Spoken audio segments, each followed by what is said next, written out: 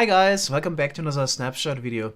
Today we actually got a really exciting one. We got a big snapshot today. Came a bit of a surprise to me. It might also be the last big snapshot for the 1.20 release. Yeah, this snapshot has it all. We got a new structure, we got new items, we got new plants that the Sniffer can dig up. There's also 60 new shards, new armor trims, new hitboxes, and so much more. Okay, so let's check it out. Let's actually start with the new redstone component. There is a new type of sculk sensor now, which is called a calibrated sculk sensor. So it's an upgrade to the normal sculk sensor. You can craft a calibrated one with 3 amethyst shards and a sculk sensor like this. Okay, so what does this do? It basically allows only certain frequencies to trigger the sculk sensor. So previously a normal sculk sensor could get triggered by pretty much any event it can detect. For example, the player running around, or if you eat steak, you would trigger the sculk sensor. If you place blocks or mob dies, or pretty much any event could trigger the sculk sensor. And while the sculk sensor is triggered, it can't be triggered by any other event. So we don't have this problem anymore with the calibrated sculk sensor. So what you do on the I would say the input side here, which is indicated by the amethyst, you can apply a certain signal strength that limits to the sculk sensor to certain frequencies. So here I have a signal strength of 13, if you check on the right, and that only allows blocks being placed to be detected. If I would break a block, then it doesn't pick it up. Also, if it would open a door or anything else, it wouldn't detect it, and it also doesn't enter that cooldown phase. So you can spam the door here and then immediately afterwards place a block and it's still getting picked up.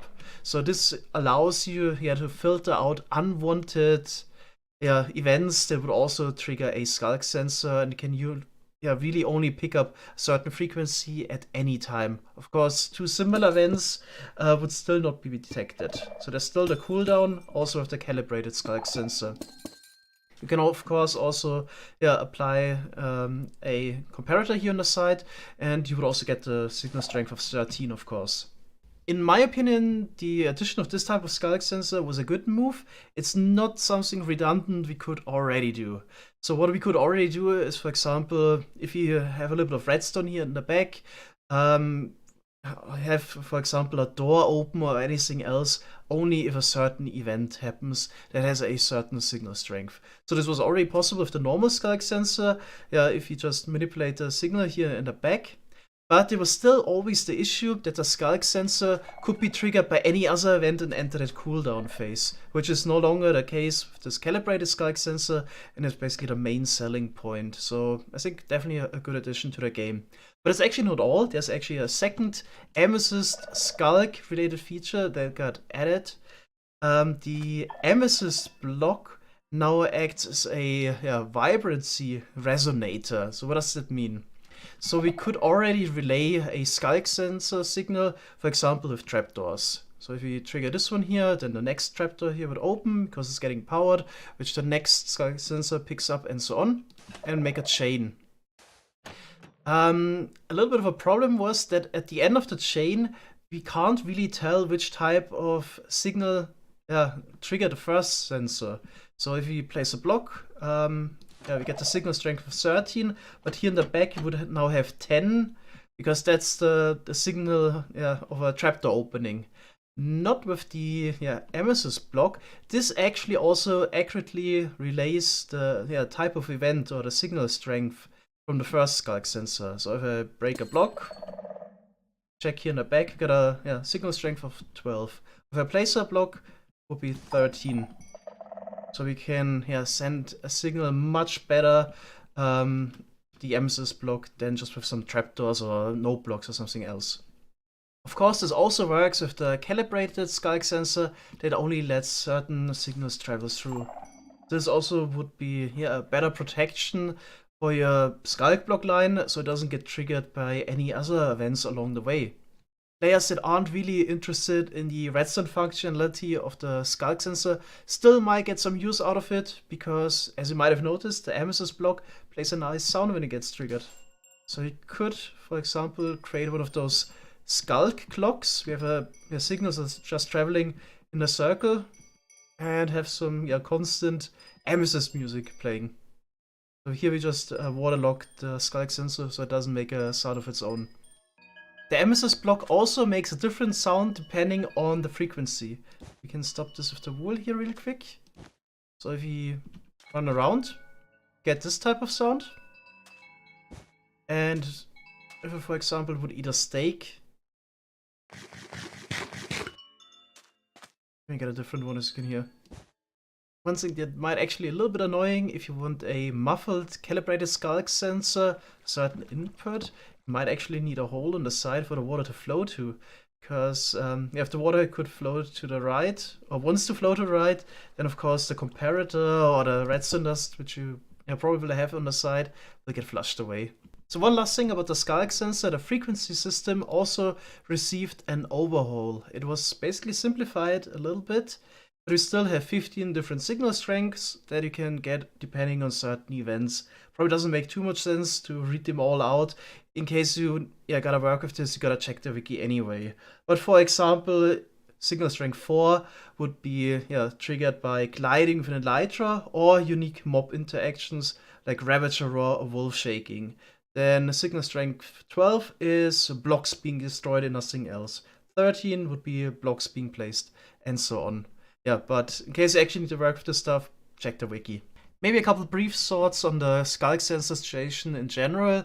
So I was never really a big fan of the sculk sensor and I hardly ever used it, mostly because it was really gimmicky and it was also hard to use, for example, in just a normal redstone contraption, because it got basically triggered by everything all the time. Random piston firing, sculk sensor got triggered, and so on. Unless you completely surround your redstone build with wool blocks somehow, you can really isolate an event. You couldn't really use the wireless redstone thing anyway, because you basically had a wool wire around it. So the situation got a little bit better now with this calibrated sculk sensor, but I think it's still quite gimmicky. So you can use it for things where you open a door if you do certain things, eat a steak or whatever. So that's the type of thing you can do, which to me isn't really too interesting. And what would be maybe a little bit interesting if I could actually use this wireless redstone feature sometimes, but then I would need something that never happens unless I trigger it specifically. So I looked actually at the list of things, and there is hardly anything that would be a candidate. So block change seemed really interesting to me, which has a signal strength of 11. So if you would fill a cauldron, actually it doesn't work with filling, it only works with taking water out for some reason. So this is something that I was hoping we could maybe automate, but then I remember we still don't have dispenser cauldron interactions in the game, so you can't fill a cauldron with a water bottle. Okay, so this is also something we can't really use. Yeah, it's really tough to use this in a redstone contraption. Block placing might actually be something that could be used, because this basically never happens in a redstone contraption randomly where you don't want it. So you need a specific setup that does that to trigger sculk sensor somewhere. So we could use a dispenser that uses this buggy pumpkin placing with the snow blocks on the side. So we can, wait, actually need to not place a block. Need to actually press a button to show this real quick. So we basically just retract the piston, then we can place the pumpkin, which the sculk sensor detects. And it's something that shouldn't happen in a normal redstone contraption. Then we just punch it out again and put it back into the system. So this would already have the advantage that the random piston action or the dispenser firing wouldn't activate this. So this could be something unique you could maybe use in a redstone contraption here and there to get this unique wireless redstone feature somehow. But then of course any random player placing a block would also trigger it, maybe ruining the redstone contraption. So yeah, that's of course the downside of this again. But let's move on and talk about the new structure that I added. We have hidden trails in the game now. So sometimes they're really hidden, like for example here, or the random blocks at the beginning of the video. Mostly the hidden trails are made of terracotta, can also be glazed terracotta. There's usually dirt, gravel and sand around. But also most importantly, also suspicious gravel. It's also a new type of suspicious block, and suspicious sand. You can also maybe take a look underground. It's where you can find the rest of the structure. First time I saw this, it looked really odd to me. So the point of this is basically you find some of those random blocks on top, then you're supposed to dig down and search for those suspicious blocks. There's usually a couple around. Here you can see some suspicious sand already. So you're basically supposed to dig this out. You can try it a little bit. So you need to take your brush and let's actually give it a try and check the suspicious gravel. I already checked the loot boxes. I think the gravel and the sand have the same type of loot. So as far as I know, there's really no difference. Okay, we can dig down a little bit. Then hopefully we find...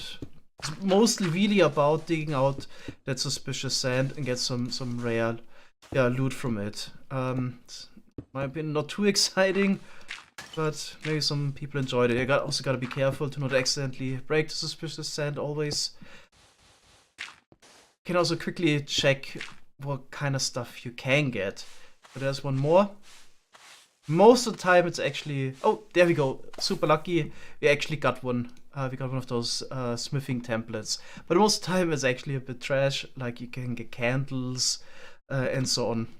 Okay, so some of the other things you can find there would be a gold nugget, coal, wheat seeds, beetroot seeds, dead bush, flower pot, strings, and lead. So unless you play some exotic, non-vanilla scenario, don't think those items would be too exciting. But what you actually want to get from here are new armor templates. There's 4 different ones. They can give you some unique armor decoration.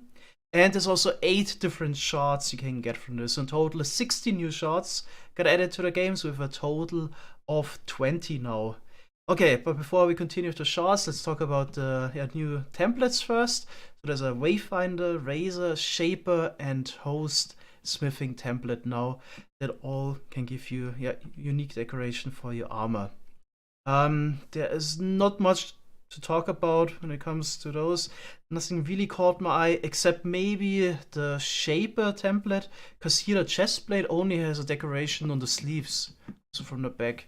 It kind of makes it unique compared to the others, but apart from that, most people probably will wear their elytra anyway. Alright, so those 4 unique smithing templates can only be found at the hidden trail structure. That and the 8 different shards, the reason why you basically want to go here. Then let's actually move on before we come back to the shards and talk about the new sign. We got an insane quality of life feature that was added to signs. You can actually finally, after I don't know how many years, edit text. You can just right click it with your empty hand and just edit it. Additionally, you can now also write on the back. It's actually insane. So this is a really good addition, of course. There's one more thing you can do. You can apply honeycomb to prevent any edits. Also makes a sound. And I would assume if it's similar to copper, you can use the axe to remove it again. Let's see. Was it shears? No, I guess this wasn't added then. I guess they just forgot to add that. So you can use the axe to remove the wax again from a copper block. I would have assumed this would also work with the sign. That seems like it's not the case. And something else also wasn't considered. So you can also apply the honeycomb on a copper block with a dispenser. But in case I would try this with the sign, also doesn't work.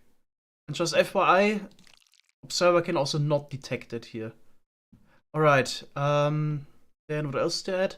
Yeah, it's also kind of interesting. You can actually also write on the back of hanging signs, of course, but also wall signs. So you could, didn't mean to do that. So you could have some hidden text. So by default, of course, always the front will be selected. If you click on the back, there we go, there. Also put some text, might be interesting, or have a hidden message somewhere. I teleported around a little bit because I wanted to find a better example of the hidden trails, one that sticks out a bit more, but I actually found the opposite one that is actually really well hidden here under a tree. So yeah, sometimes they really don't catch your eye. Here's a good one. So glazed terracotta and mud bricks are also sometimes part of the structure. You can also have a bit of a look underground. Bricks are sometimes part of it. Ladders can also be found sometimes. So let's continue with the shards. There's 20 in total now that you can find in different places. Yeah, what also got added besides the trail ruins are suspicious sand and gravel in ocean ruins. Okay, so let's start with the trail ruins. There's 7 different shards, not 8 like I said previously. Yeah, you can find those 7. Burn, it looks like a flame. Danger, that's a creeper. Friend is an iron golem. Heart, a heart. Heartbreak, a broken heart. And howl, we got a wolf. And sheaf, that's some wheat. Okay, yeah, at the bottom you can see the shards in an item frame. Then let's move on. In ocean ruin, in a cold ocean biome, you can find 4 different shards. Blade, so sword. Explorer, I think that's a cartography table. Mourner, a warden. And plenty, that's a chest. Then in a warm ocean ruin, angler, a fishing rod. Shelter, I'm pretty sure that's a huge mushroom, but I'm not entirely sure. Snort, that's a sniffer. Then in the desert well, you can now find arms up. So some, yeah, human, I guess, with their arms up. And then brewer, that's a potion. And in desert pyramid, we can find archer, a bow, miner, pickaxe, prize, a diamond, and skull, a skeleton skull. Okay, so let's check out the cold ocean ruin first. So here, obviously, you can find suspicious gravel, since there's mostly gravel around. And I was curious where we can actually find it. So I replaced all of the suspicious gravel here with end portal frames. In total, 12 blocks got replaced. So I also picked a non-full block so we could see it underground if there are any. So it seems like there aren't, so there's really no point digging down. All of them should be at surface level. You just gotta check. Okay, next let's check out the warm ocean ruin. Okay, so here we are. It's not too hard to spot. So here we got some suspicious sand. Yeah, those ocean ruins are also not too interesting. Of course, you can get shards. The other items are stuff like iron eggs, wheat, wooden hoe, coal, and gold nugget. But there's actually one more really interesting thing. You can find the sniffer eggs here. So the mystery has been solved where we can get the sniffer eggs. It's the warm ocean ruin. And only the warm ocean ruin. So there's a certain chance. Should be a bit under 10% that you can get a sniffer egg here. So this would look like this. Yeah. You can also place it down. Not in water. More about it later. One more thing before we continue with the sniffer, in the ancient city chest loot, you can find a second type of smithing template now. You can find the silence armor trim here. Already applied it on the armor. I think it's quite interesting. So in contrast to the shaper armor trim that barely had any color on the chest plate, I think this is the most colorful probably. So in total we have 16 different smithing templates now, plus the upgrade template for Netherite. There was also a little bit of shuffling affecting, I think, 2 or 3 of the other smithing templates. So some of the patterns got changed. Who knows if this is going to be the last changes before the update. It's probably best to check again if you actually play the 1.20 version in case there have been any more changes and the info might be outdated. So let's continue with the sniffer egg. That's the way to get sniffers. So sniffers don't spawn anywhere. You need to find those sniffer eggs in the warm ocean ruin. And then, need to at least find 2 so you can breed the sniffers with each other to get more. But at least 2 are required to get started. So according to the patch notes, if you place down a sniffer egg on any block, it takes 20 minutes until the sniffer hatches. And if you place them down on moss blocks, it only takes 10 minutes. I also already checked. There we actually got a sniffer egg that just got to the next stage. We should have one hatching here any second. Let's see. There we go. And the sniffer hatched. I feel like it's actually a little bit of a shame that the sniffer also hatches when the egg is placed down on any block. I think it should actually work like the turtle eggs. So you need to place down the turtle eggs on sand. Otherwise the turtles wouldn't hatch. I think that system is a little bit better. In case you want your sniffer egg as decoration somewhere, it should be possible without it hatching just after 20 minutes. So maybe they could be changed and the sniffer would only hatch really on the moss block. I prefer that. Yeah, the sniffer egg is also a bit interesting. Checked around a little bit, so it actually gets flushed by water. Drops again. But interestingly, you can, oops, that's a normal sniffer, you can push it with a piston. Didn't expect that. And it even sticks to slime. Not sure what it'd be useful for, but I found it interesting. Actually, I know what moving the sniffer egg could be useful for. So since the sniffer egg hatching is not based on random ticks, it has to schedule a block event. But this is always tied to a block. So in case you move the sniffer egg before it can advance a stage, it will never crack. So that's one way probably to keep your sniffer egg. But I haven't really confirmed this. I'm still in the snapshots. Can't tick warp yet, so it would take too long to test this all when I get the video out today. Okay, and also move those. Yeah. Even give off some particles if you move them. That's actually quite interesting. Is it because it's on moss? No, they always give out particles. Interesting. Apart from that, the sniffer egg might also be mildly interesting for some item or entity aligning. Because on one side there's 1 pixel of space like a honey block, but here on the other 2 sides, which makes it directional, there's actually 2 blocks of space. Might be useful in case we can actually use this without the sniffer hatching. So unlike the turtle egg, the sniffer egg also can't be trampled. That's why also zombies don't care for those. And here also confirmed that even having an air block below the sniffer egg would also not prevent it from the sniffer hatching. Okay, then maybe one more use. You can actually use the sniffer egg as a timer, as a one-time timer. But place it down, and this would then trigger 3 times when 20 minutes are over. This might be useful for some sort of fuse or something like that.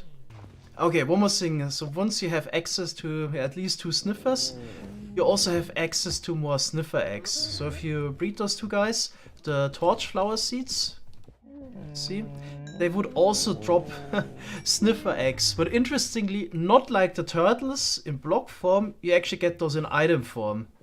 So you basically need to pick those up and place them down yourself. There's another one. Yeah, and here we actually see another item that looks quite interesting. That's a new item that the sniffer digs up besides the torch flower seeds. Okay, so what did the sniffer just dig up? It's a pitcher pot. You can't use that to breed the sniffer, so you still need the torch flower seeds for that. But you can also place it down on farmland and they would also grow into a flower. So there is, again, I think 4 different stages. I'm gonna increase the random tick speed a little bit so you can see them all. That's a good value, there we go, H2. And that's the fully grown one. Okay, looks like that, really nice flower. Yeah, you can break this and place it down somewhere else. Okay, so you can either wait for random ticks or use bone meal to get it's actually called a pitcher plant. Usually it takes 1 or 2 bone meal attempts to get to the last stage. I've never seen it that it actually requires more than 2. So usually even 1 bone meal attempt already brings it to H4. Okay, so if you break this, you can place it down. It's actually too tall. So there's an upper part and a lower part. Right now it doesn't have any block tags. So it might work with bees later, similar to the torch flowers. They, in the first snapshot, also didn't have any block tags, but now they work like normal flowers. The Enderman picked them up and they work with bees. Not sure about that thing, we'll have to see in a later snapshot, I guess. Alright, so yeah, what I actually want to talk about is the plants you don't harvest but keep in their pot. Because if you actually break the block below, they don't break, and this pot here has a collision box, so you can stand on it. It's 5 pixels high, but it gets even more interesting. It's the craziest block they added in a while. It's because it's basically like a downwards fence where the collision box extends into the next block, but the other way around. So as you can see here, this lines up with the farmland, which is 1 block lower visually, and also the collision box that you can stand on. So if you have a lower stage it breaks, but once it's fully grown, you can break the supporting block below, and it stays there. And this is actually insane. So we got a downwards extending block, so you can still place another block here, also a full block, and so on, and hide it a little bit. But there's probably all kinds of things we can do with this. And one thing that immediately came to mind is we can use this for Wither Cage. Yeah, so check it out. So we can use the pitcher plant to trap the Wither. Check the hitbox, he stands on the cobble wall there. And yeah, on top, the collision box extends this 1 pixel downwards, which is just perfect. So any blocks really in the 3x3 that are 4 high around the Wither get broken. But of course, those blocks here can't get broken because they're too high. Perfect. Yeah. Only little downside is, yeah, we got 3 pixels of space on each side of the pitcher plant, so it's 10 pixels wide. So the Wither can move around a bit more than other Wither cages. Then, for example, it would use a boat instead. So I really hope, of course, that this behavior of the pitcher plant doesn't get fixed. Not entirely sure if this is intentional, but I'm yeah, super happy that we have this block now. Really hope this doesn't get changed. I mean, we already can make a Wither cage just using a boat. It's not like this would be game breaking or anything. It's just now we have another way to do it basically. And yeah, this might be useful for all kinds of things. So I really hope this stays. There's actually another reason why the collision box of the pitcher plant is so awesome, and I just happened to come across this week. So if you have seen my last Skyblock episode, there I was discussing exactly this problem, where I needed a block that perfectly encases the collision box of a boat. So the boat is 22 pixels wide, one block is 16 blocks wide, and there's like 3 pixels of space on each side of the pitcher plant with pot. And yeah, I needed such a block, also for Wither Cage, that doesn't need a supporting block below. So I've shown all kinds of alternatives, but none had those same properties like this block has now. So this would be quite similar. Both can be perfectly trapped in there, so you can't move anywhere, but those would need supporting blocks and so on. So yeah, this block would be really unique and lets us perfectly encase a boat that is centered on a block, which is awesome in itself. So let's quickly talk about what's the best way to farm the pitcher pot in case I need a lot of those. Bad news first, the compact sniffer farm that I made 5 weeks ago for torch flowers unfortunately is broken now. Yeah, Mojang fixed this, so we can't use this exploit anymore. So the best way really to farm the pitcher pot is to have a larger pen and then just have sniffers that randomly dig up either torch flower seeds or pitcher pots. So now instead of having one array in there that is holding just the torch flower seeds, we got a second one holding a pitcher pot, and they would bring it towards the note block in the middle. Then we just have a collection set up. So just a big pen, in this case 2 allays in case you want torch flower seeds as well, and a note block that gets constantly triggered and causes the allay to drop the items there. So that's it. Easy farm. So you might have guessed it, the pitcher pot was definitely the highlight of my week, but there's one more feature I quickly want to talk about. There's now combined sounds in case you're walking on carpet and have a certain block below. So previously, if you would walk on this, you could only hear the carpet walking sounds. Now I can also, I'm gonna increase the volume as much as I can. I think this block sounds. You can also faintly hear, in this case, the amethyst blocks. There you go. This also would work, for example, with the bamboo. Alright, so that's all for today. Thanks guys for watching and see you next time. Bye bye!